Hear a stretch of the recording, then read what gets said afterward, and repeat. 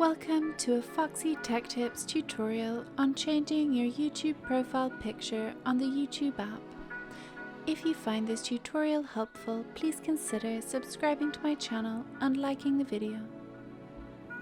Open up the YouTube app and tap on your profile icon in the top right corner of the homepage. Tap your channel from the menu that appears. Then tap Edit Channel.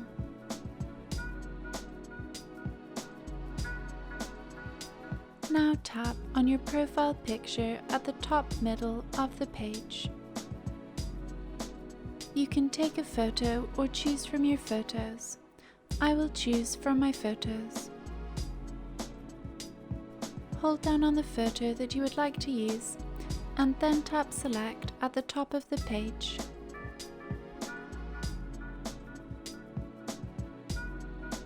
You can drag the image around to select a different area of the photo to be in the shot. Tap Save when you are happy with the area selected.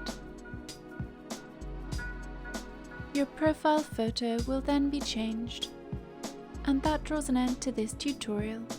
Please like the video if you found it helpful and subscribe to Foxy Tech Tips for more YouTube tips and tricks.